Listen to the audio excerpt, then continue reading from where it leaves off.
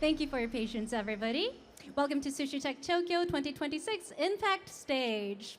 The next session right here on the Impact Stage is titled Africa Innovation Frontier, exploring insights and opportunities in the startup ecosystems unlocked through public-private partnership.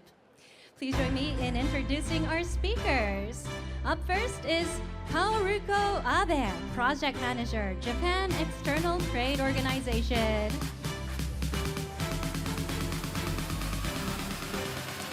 Next is Takayuki Kawakami, Special Deputy Director, Global Issues Cooperation Division, International Cooperation Bureau, Ministry of Foreign Affairs.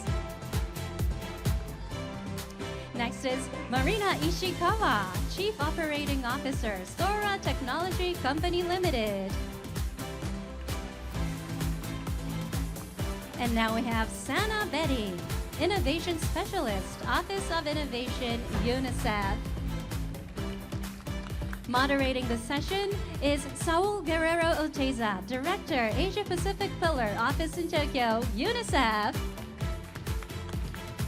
So now I would like to hand over the microphone to you, Saul. Everybody, please take your seats. Thank you. And thanks everybody for being here. I know it's lunchtime. Welcome to our panel. It is such a pleasure to have you with us at Sushi Tech 2026 for this UNICEF Power Panel. Today's conversation brings together a great group of people from UNICEF, of course, but also from the Ministry of Foreign Affairs, from JETRO, and from Sora Technology.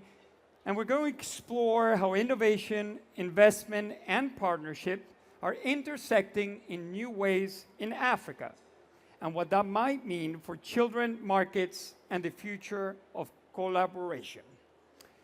Before we get started, we're very fortunate that we have the Executive Director of UNICEF today in the house. So, Edie, it is an honor to welcome you to Tokyo and to invite you to deliver the opening remarks. Saul, thank you so much. Excellencies, distinguished delegates, colleagues, it really is an honor to be here at Sushi Tech 2026. I want to thank the Tokyo Metropolitan Government for inviting UNICEF to be part of the Global Innovation Conference and this really important panel discussion on Africa as an innovation frontier. Tokyo is a world-renowned hub for innovation and technology, combining cutting-edge development with a vibrant startup culture. So what could be more fitting than coming together in this amazing city to discuss the benefits of innovation and to honor Japan's important role at home and around the world in driving positive results for children, from health to education and future opportunities that empower their lives. Much of that progress has taken place across Africa, where child mortality since 2005 has been cut by more than half.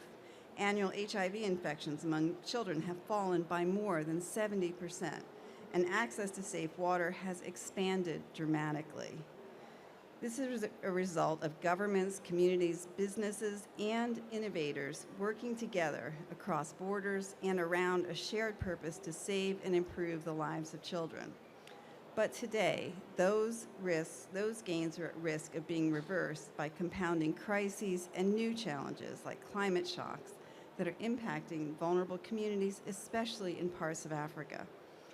So the question before us today is, how do we best use innovation and technology to turn the tide? And how do we connect investment to the places where needs and opportunities are greatest? This is particularly true for Africa. It has the world's largest youth population and much of the world's future talent, enterprise, and growth potential. In my recent travels to Kenya, to Somalia, Sudan, Tanzania, I have seen extraordinary challenges for children. But I have also seen the talent and innovative spirit of young people, of educators, and health professionals who are using technology to deliver results every day for children. Across the continent, young entrepreneurs are building solutions for the communities they know the best in health, education, climate resilience, financial inclusion, and service delivery. These are solutions built by those closest to the problems who understand what will actually work. Investors are paying attention, yet less than 2% of global venture capital currently flows to Africa. Young entrepreneurs across Africa need additional support. They need partners, they need capital, fair access to markets, open digital infrastructure, and pathways into public systems. And all of us here today have a unique role to play in this process. For our part, we have established the UNICEF Venture Fund, where we identify, test, and invest in frontier technology solutions in emerging markets. Around 40% of UNICEF Venture Fund investments support African founders who are developing cutting-edge solutions in their own communities. This is helping to identify and support talent. But to change children's lives at scale, innovation must connect to national systems, to health ministries, to education systems, and to local authorities. Here, too, UNICEF is playing an important role as we work at the intersection of innovation, investment, and public systems. Increasingly, that means supporting digital public goods.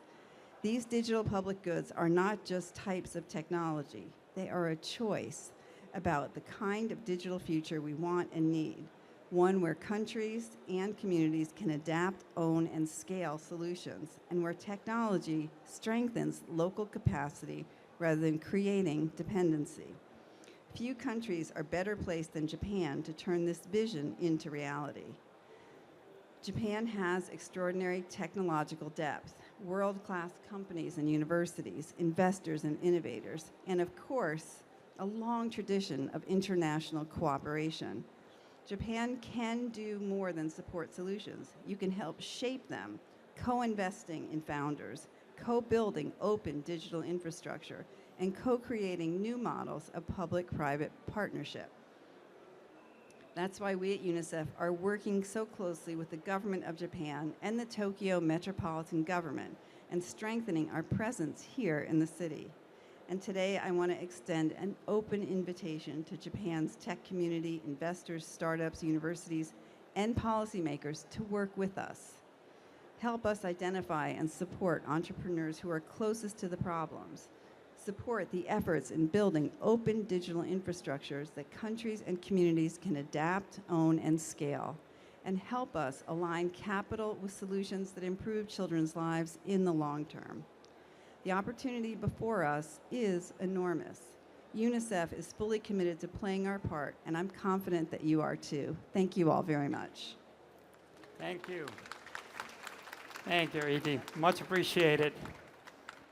I'm going to get us started. Originally, I was going to allow each of the panelists to introduce themselves, but in the interest of time, please read the screen.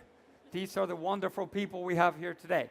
So I'm going to get us started with the first questions immediately about the reality of the subject that we're discussing today. And my first question is to you, Sanna. When people hear Africa and they hear children, normally they think about need.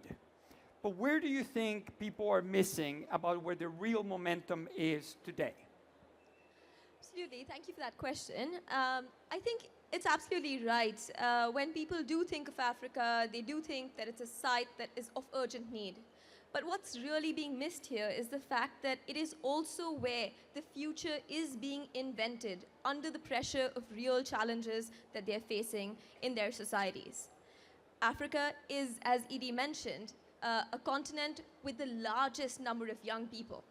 It is where there is enormous, extraordinary demographic energy, as well as entrepreneurial sort of capacity and ability with the plethora of startups that are engaging in this space.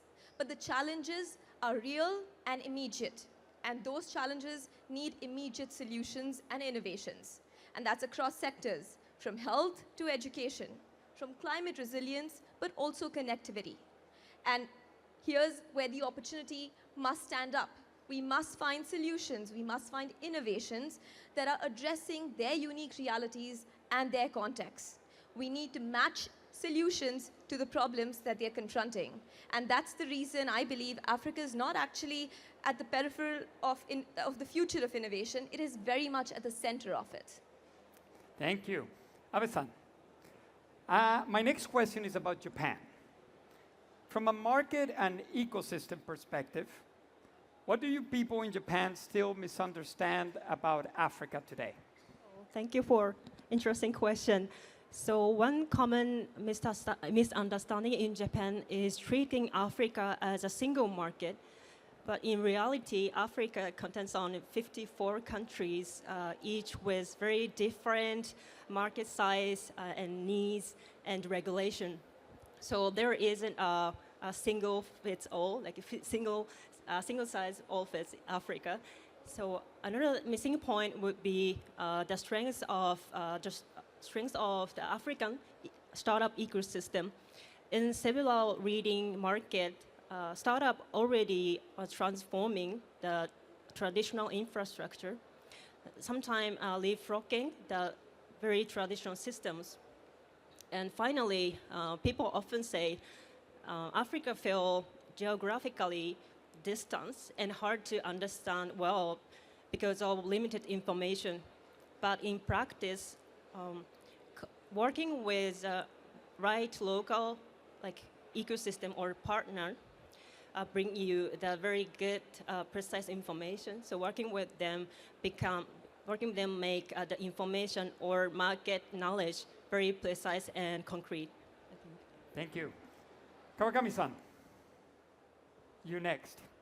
Thank you. As the global financing environment becomes more constrained, many institutions are being pushed to think beyond traditional overseas development assistance and traditional philanthropy. From the government of Japan's perspective, what kinds of non-traditional financing and partnership models are becoming more important, and why?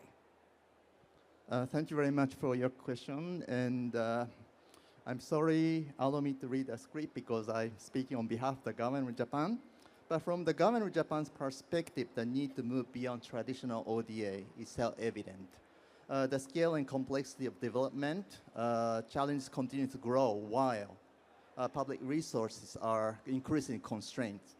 So this requires a shift to a more catalytic use of public finance that mobilize private finance and expertise. Such an approach is also essential for ensuring that development outcomes are sustainable and resilient over the long term.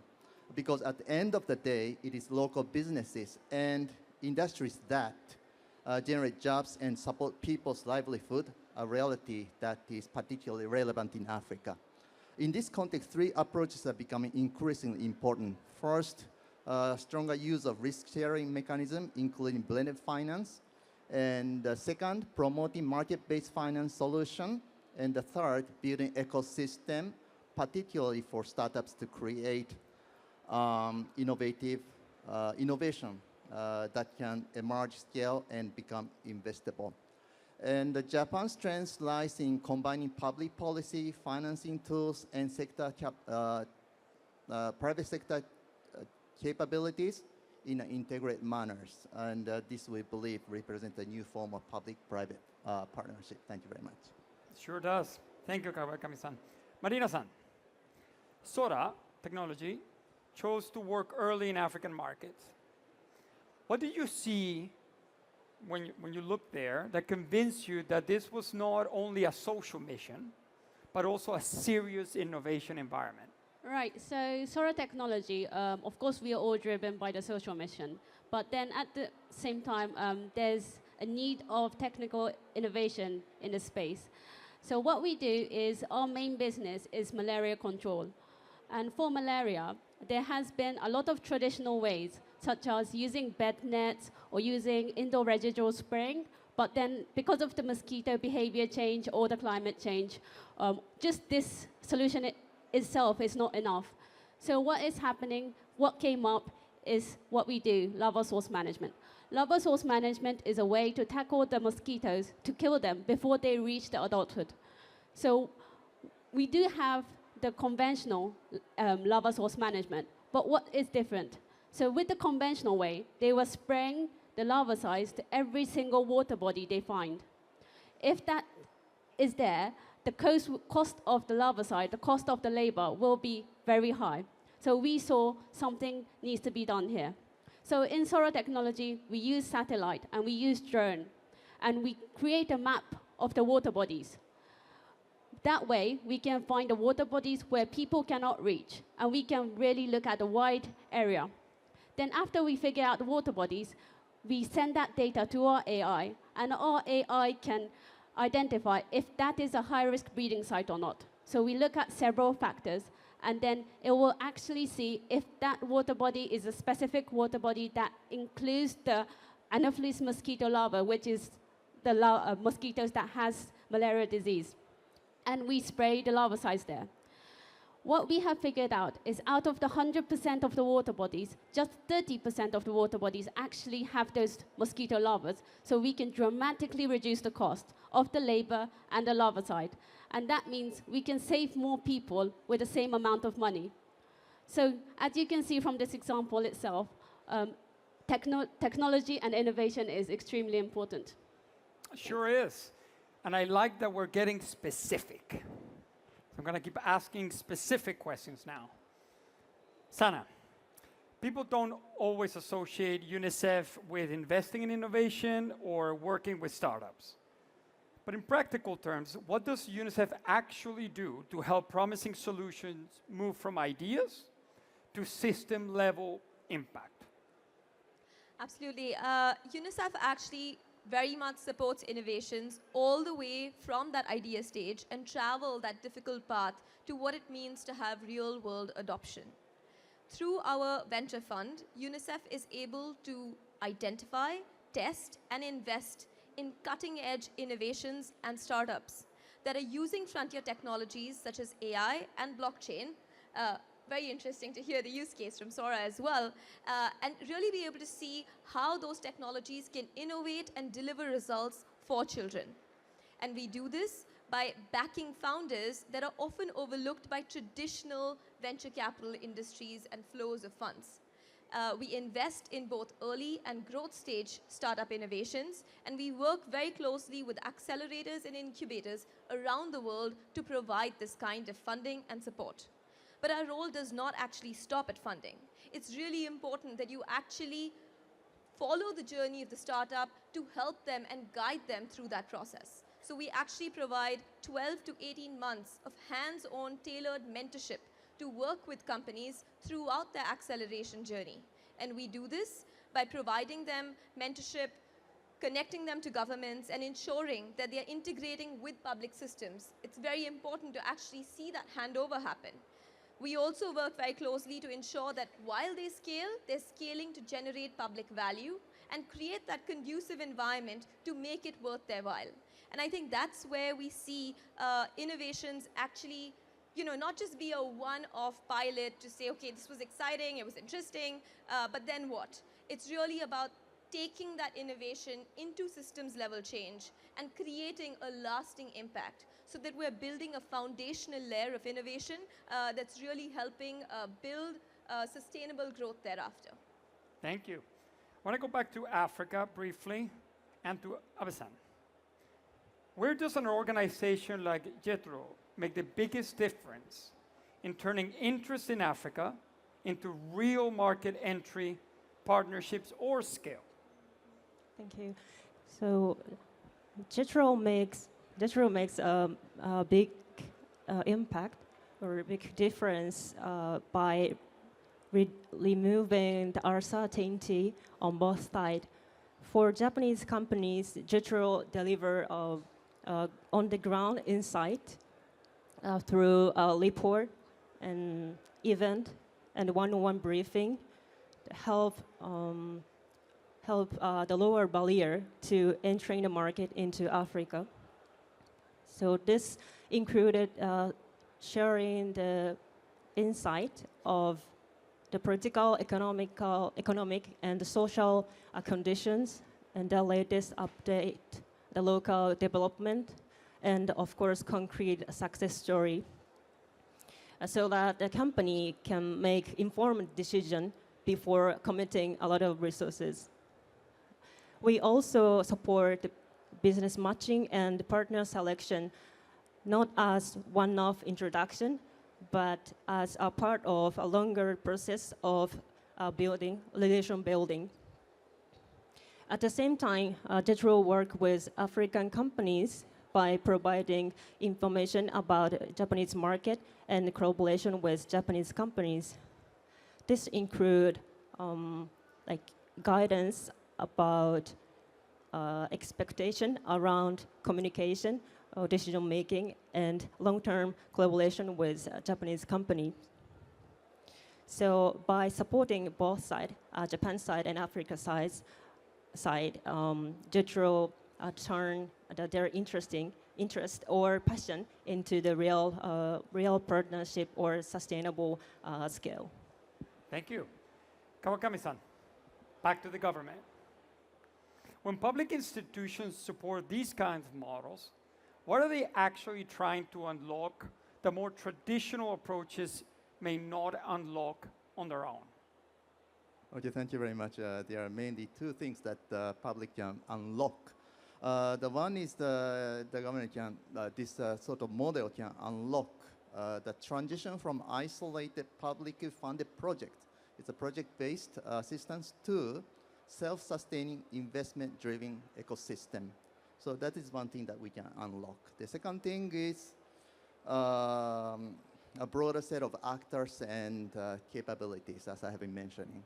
And in short, the government is assuming the new roles as enablers of markets and conveners of partnerships while shaping the environment in which innovation and investment can come together. Thank you. Thank you, appreciate that. All of that gives us a really helpful theory, right, of how this is meant to work. But I think our philosophy is that theory really matters most when it produces real results. So what I want to try to do with much of the rest of the time that we have is to turn to a real-life example. And of course, Marina, you know I'm coming for you. Can you walk us through how this model looks in practice, these collaborations and these types of partnerships that we're talking about? Okay. Where the challenge is, where the technology comes in, and where partnership as such makes the difference. Right, so you're wanting a concrete example. Yes, right? please. So I'll give one example that we're doing in Kenya. So we're doing this project in collaboration with UNICEF and with the funding support of the Japanese government. So for this project, we're doing three things. First is the malaria control. And second, we're doing clean water support. Then third, we're doing the flood risk analysis. All of this is done by satellite, drone, and AI, but I will explain how it is done by each.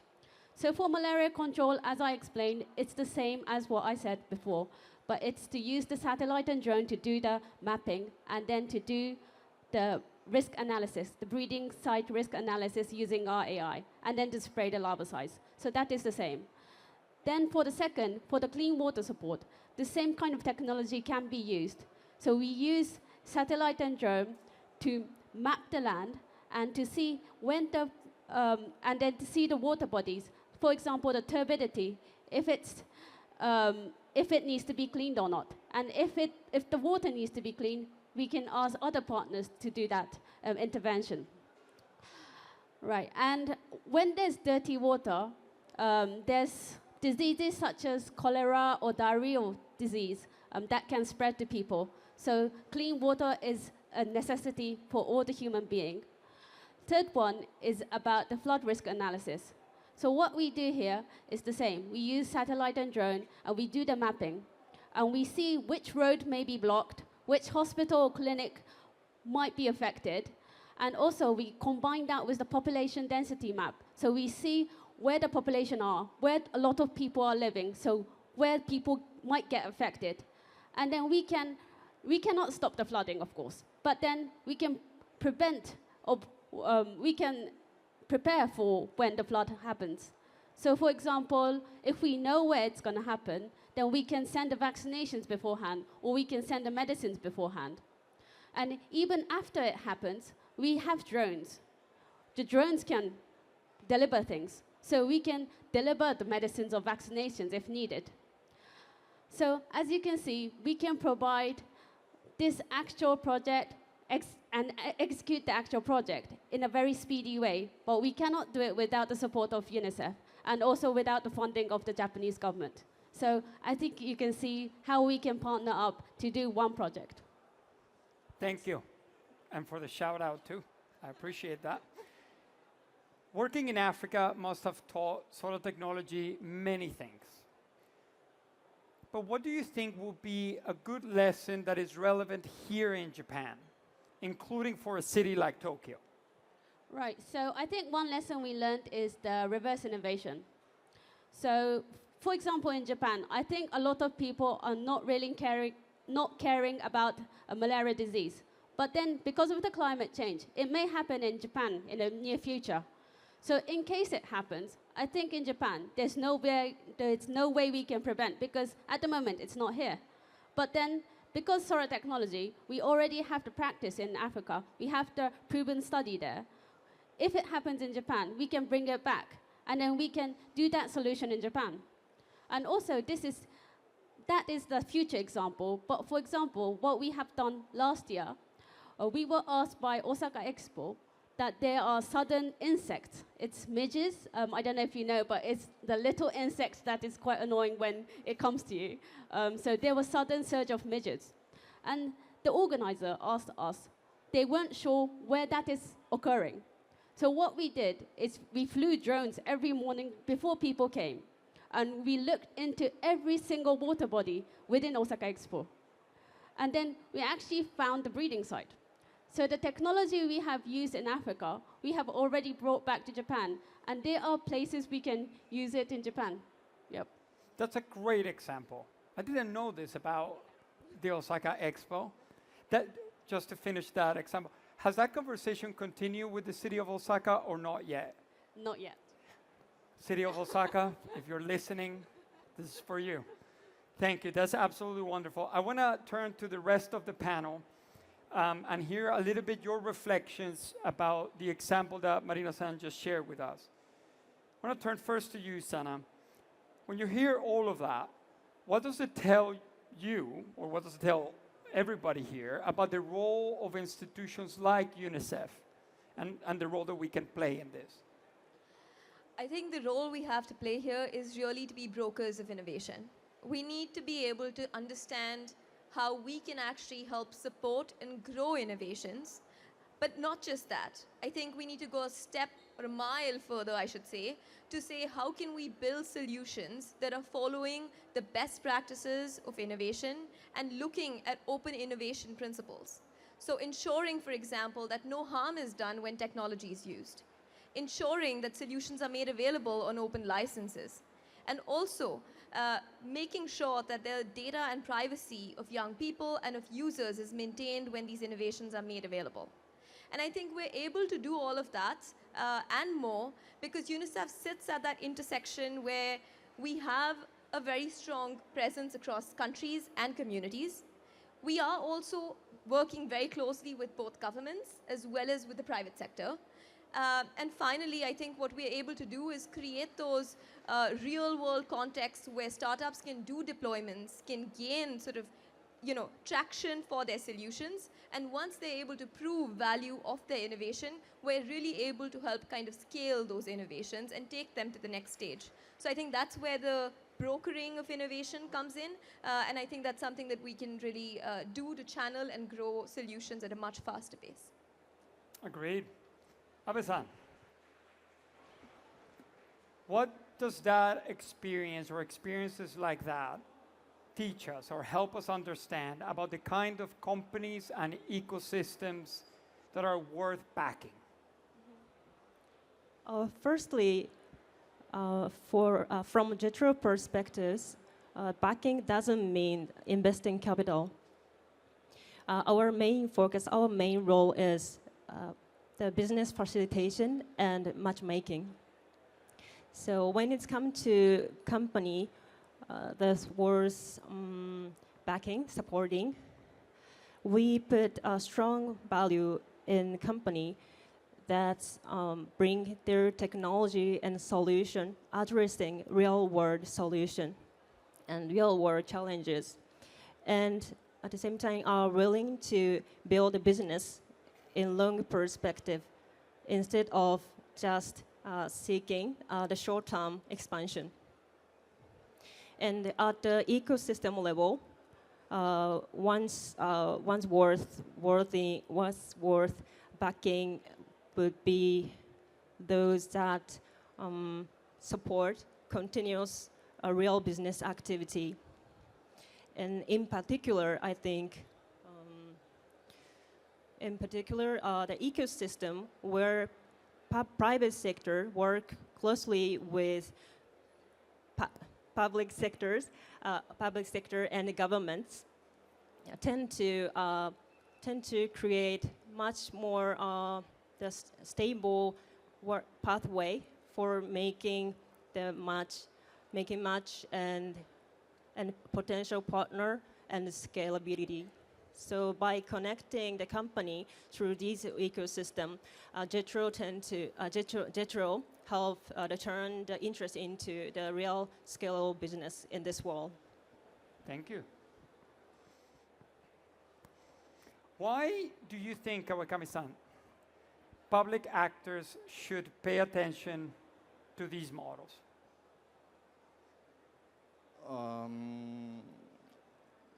Why we have to? Why? This model.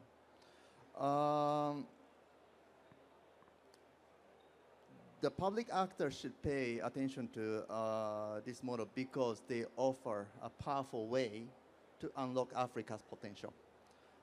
Through the valuable experience presented by Solar Technologies today, and we've come to know the cases of strong innovation, entrepreneurship, and a growing industrial ecosystem emerging in Africa. So the opportunity is clear. What is needed is to connect the innovation with finance and partnership.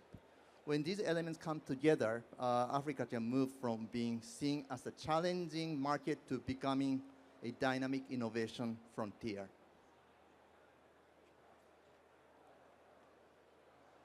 And another important dimension, particularly from the perspective of the government of Japan, is that these new models create expanded opportunities to Japan's private sector to engage with the benefit from Africa's vast potential, while at the same time contribute meaningfully to Africa's economic development.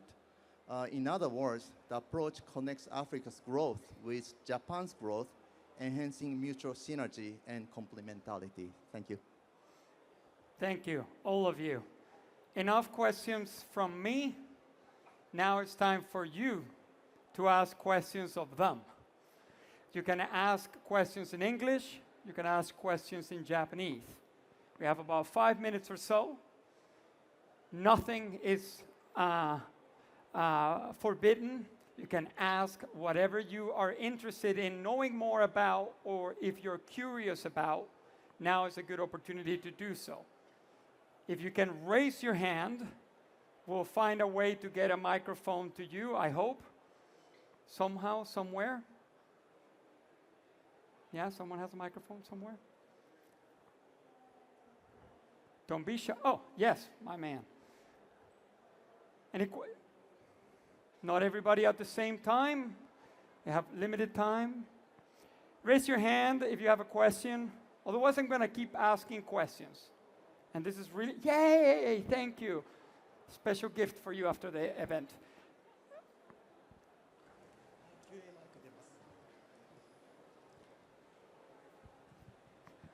ありがとうございます。すみません、風邪をひいててちょっと聞こえづらくて申し訳ないです。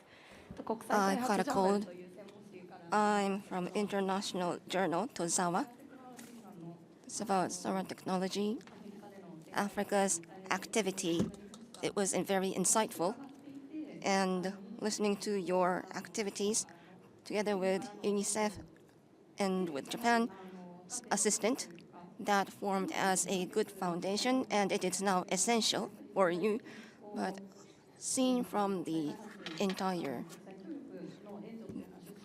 international development, in the entire view, it's shrinking these days. So it's not going to be a perpetual business. So going forward, if we were to provide sustainable business, what sort of funding structure do you expect to have? And what sort of deployment do you have in your mind to expand your business? Shall I answer in Japanese? Whatever you feel most comfortable with. ご質問ありがとうございます。Thanks for 風邪を大 asking 事 your に question. Take care with your cold. And given the circumstances, yes, indeed, that's true. But malaria market is still, when it comes to entire Africa, it has huge malaria risk. And not only malaria, there in Southeast Asia, we also cover dengue fever services. So I think there are still long ways and demands that we can provide for infection management and malaria support and dengue fever management. On the top of them, we are running other sorts of business, combining drones and AI together. We analyze water. That's another specialty of ours. As explained in the Kenya's use case a short while ago, flood management, flood expectation, flood forecasting is done, and we also provide business in agricultural industry by spreading chemicals in the farmland. And we also do consultation in African business side. And we fly our drone and analyze the soil and try to find the reason why their business is not working. But then we also spread the fertilizers from the sky. We cover a wide range of services. Also, partnership is formulated together with Japanese companies.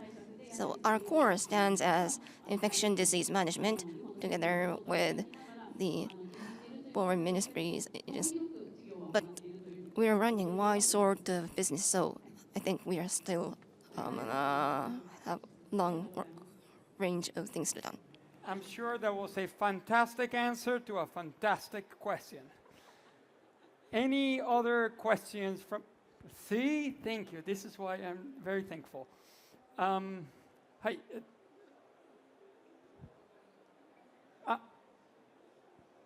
Too many people. In red color. Firstly, thank you for the presentation. I am currently a university student from Tokyo University of Agriculture and Technology, and I'm planning to have a 2 years experience in Zimbabwe as a JICA 海外協力隊, and I'll make the small lecture in the university in Zimbabwe, and also the Zimbabwe has so many problems like in economics. For example, like they've experienced hyperinflation with the Zimbabwe dollars, and also maybe other countries as well. So I think the one of the problem in Africa is a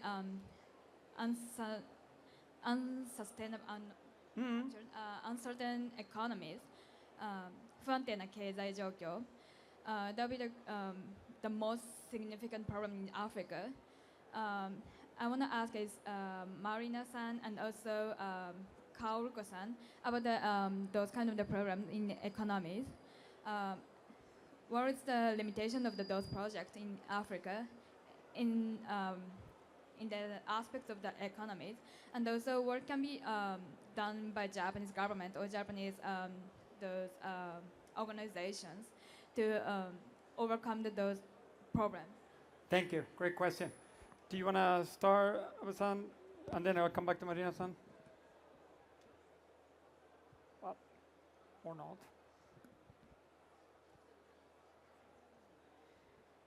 Thank you so much for your question.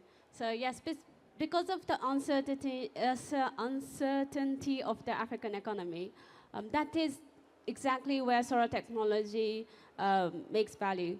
So as I said, our malaria solution, for example, is a really good way to cost cut the labor cost and the larvicide costs. So with the current implementations, it was the cost of doing the larva source management was huge.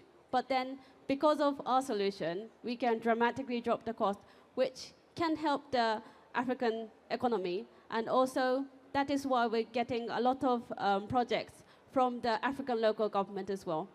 So I think our way is more, I don't know how to say, but I think it's better, our solution is better in such economic situation. Thank you, Marina-san. Thank you, Marina-san. So from a general perspective, so I think we would like to support the Japanese company that can see this uncertainty as a chance of exploring an African country. So as I said, the business in Africa can be done by the short-term perspective. If you have the short term, if you have something good or fruit in short term, you can't. But if you try to explore the African market and try to build a relationship and have a good site and have a site about African country, you can find some seed of the businesses. And after that, when you build a good relationship, you definitely will find a good opportunity in Africa in the future. So, but we JETRO can force or push a Japanese company to see you have to do that.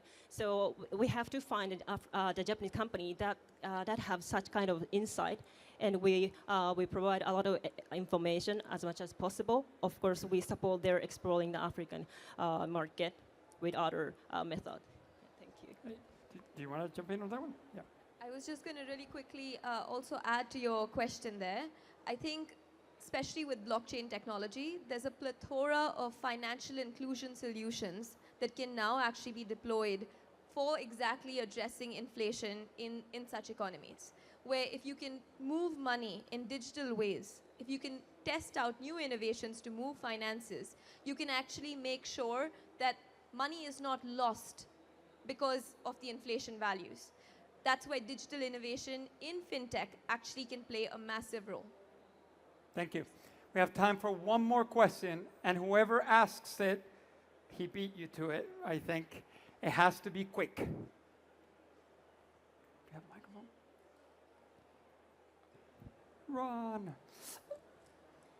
Hey, no, to. すみません。